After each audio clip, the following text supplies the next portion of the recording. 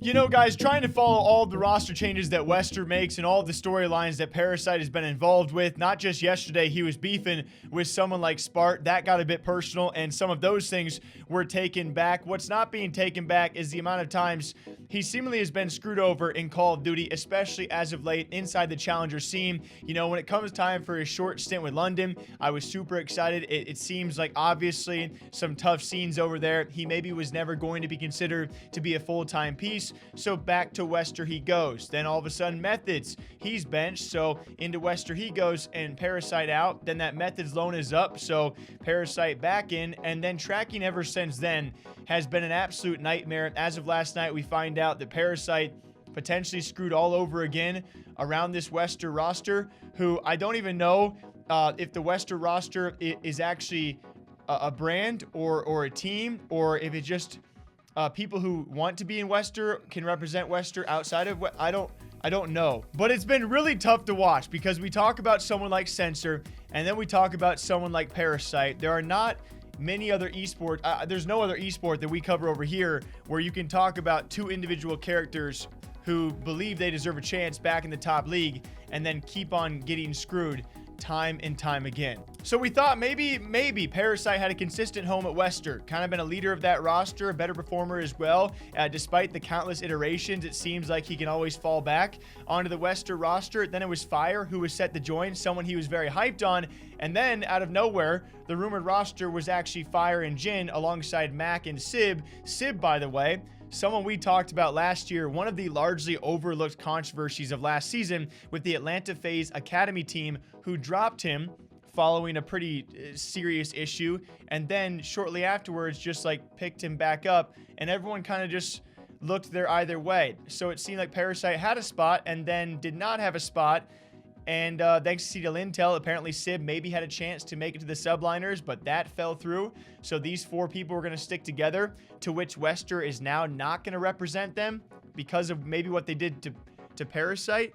Do you guys understand how tricky it is to understand what the frick is going on down there? As in a series of tweets, it was then Parasite saying, "Free agent, got sketched on my so-called friends. No loyalty in this space. Nowadays, regardless of how much I do for others, how well I play or anything, once again, I'm freaking mind blown. I give up 1 hour before roster lock, a team I put together. What the F is the point anymore? Been one of the top performers in every last iteration of my teams while leading and practically helping coach every roster, playing from the West Coast, online, etc.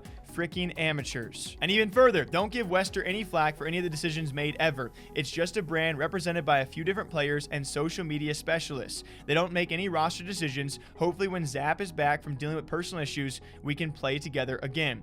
I hate days like these where I wake up with so much motivation and get taken aback by disappointment. I end up shedding tears in bed, struggling to get up. Life is a roller coaster. Having this much passion for what I do is a blessing and a curse. And even the day after, still mind blown. I sit here, focus on myself, my teams, my career, and this has been a trend all year. I'll never understand it, but I guess we keep it pushing. I mean, obviously Parasite has been involved in his handful of stories, his handful of headlines and controversies. It's kind of tough for us as viewers to understand what is going on, with these actual challenger players, or sometimes these actual Call of Duty pros. I can only speak to so much of what we see on the outside looking in. It seems like a constant screwing, but certainly there's always been the talk of the flip side of him burning these bridges and the reason for these moves being made without him, or, involving cutting him.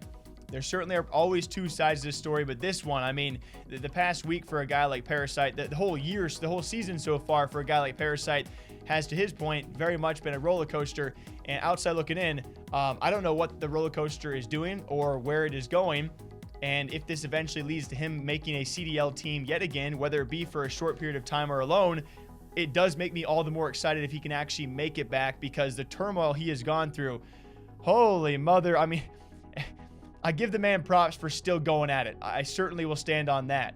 What do you guys think? Until next time. Also, I guess I shouldn't even end there. COD Gamepedia making note of the roster changes, the leaving and the joining of rosters that Parasite has undergone.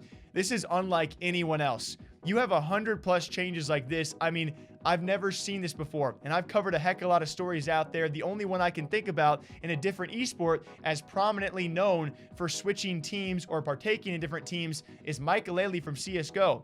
That dude had 12.5, maybe a couple dozen teams, and that's a frick ton for any esport, including CSGO, Parasite breaking 110s, that is remarkable. I don't know if that's impressive or concerning, but the fact he is still going, I do got respect for him in that regard. Until next time, though, now I'll say goodbye, okay? Farewell, drink your water, drink your coffee, ta-ta. Yeah.